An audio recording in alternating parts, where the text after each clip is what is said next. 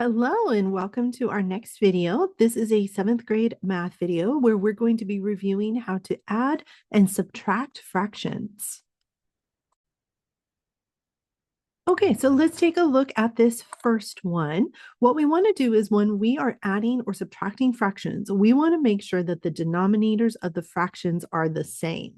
So I'm going to rewrite this because when we type it, we use the slash. Sometimes it's harder to see which number is the denominator and which is the numerator. So let's start by rewriting this where the numerator is directly on top of the denominator. Okay, so let's rewrite this. So it is 1 over 4 plus 2 over 4. So now it's a little more clear to us which number is the denominator and which number is the numerator. Numerators are the numbers on top, and denominators are the numbers on the bottom. So before we add or subtract, we need to make sure that those denominators, those bottom numbers, are exactly the same. And in this case, they are. So we can go ahead and add them. However, we're not going to add the denominators. We're just going to keep it the same. So once they are the same number, you just keep it the same. The reason we do that is because the size of the pieces of the size of the pieces doesn't change. So fractions are where we take a whole thing and we break it into a certain number of pieces. And those piece sizes don't change when we add them together.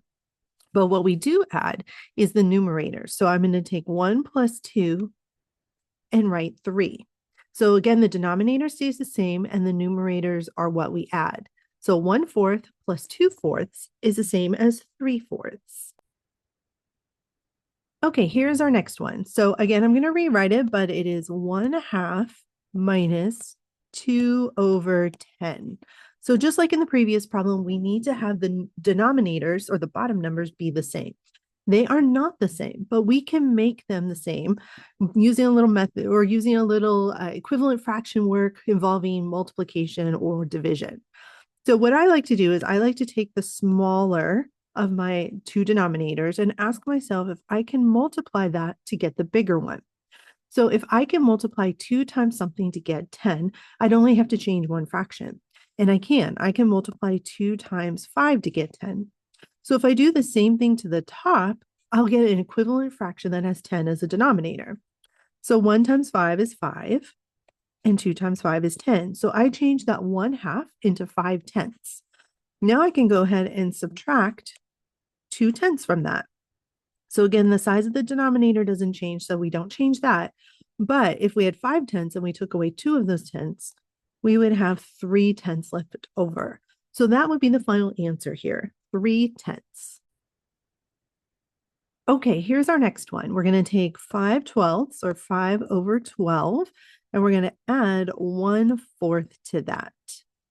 Okay, so again, I need to try to change this so that the denominators or the bottom numbers are the same. So let's look at the smaller one, which is 4, and see if I can multiply 4 times something to get 12. And it turns out that I can. I can multiply 4 times 3 to give me 12. So if I do the same thing to the top, I'll have an equivalent fraction that has 12 as a denominator. So that means I'm keeping 5/12 the same because that was already over 12. And then I'm going to change this second fraction by multiplying 1 times 3, which is 3, and 4 times 3, which is 12. Now I can add those 12s together, again, keeping the denominator the same, but 5 plus 3 equals 8. So this final answer would be 8/12. Now I can simplify that answer if I divide both the top and the bottom by 4. And what that would give me is 2/3. So this 8/12 is a correct answer. It's just not simplified. And the simplified correct answer is 2/3. So both of those answers are correct. It's just that one is more simplified than the other. Okay, here is our next one. We're going to take 9 over 10 and we're going to subtract 6 over 7. So again, before I subtract, I need those denominators to be the same, which they are not. So I'm going to start with the smaller one, which is 7, and ask myself if I can multiply 7 times something to get 10. And it turns out this time I cannot. So plan B is if I can't do that, I'm going to multiply the two denominators by each other. So this is going to be 10 times 10, and this is going to be times 7. That will give me a common denominator of 70 on the bottom. Now I need to multiply this numerator by 10, same number on the top and bottom, and this numerator by 7 to keep everything equivalent. So 7 times 9 is 63, and then 7 times 10 is 70. So that first fraction turns into 63 over 70. Keep the minus in between. 6 times 10 is 60, and 7 times 10 is 70. So now I've got two fractions that I can subtract. I'm going to keep 70 as the denominator. That doesn't change. Oh, that auto-corrected to an arrow. That's interesting. But if I take 63 and subtract 60, I end up with 3 left over. So my final answer here would be 3 over 70. Okay, here is our last example for this video. We're going to be adding 7 over 11 plus 1 over 3. Okay, so again, I need these denominators to be the same. Let's start with the smaller one, which is 3, and see if I can multiply that times something to get 11. And it turns out that I can't. So I have to go to plan B, which is to multiply them by each other. So I'm going to multiply 3 times 11 and 11 times 3. What that will do is that will give me a common denominator of 33 for both fractions.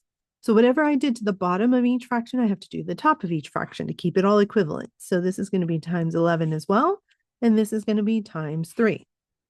3 times 7 is 21, and 3 times 11 is 33. Then I'm going to keep the plus in between. 1 times 11 is 11, and 3 times 11 is 33. So now I'm ready to add those up, keeping the denominator of 33, because that doesn't change. But now I need to add 21 plus 11. So when I do that, I end up with 32.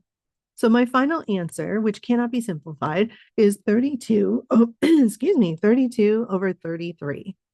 All right, thank you so much for joining me, and hopefully I'll see you in another video soon. Bye.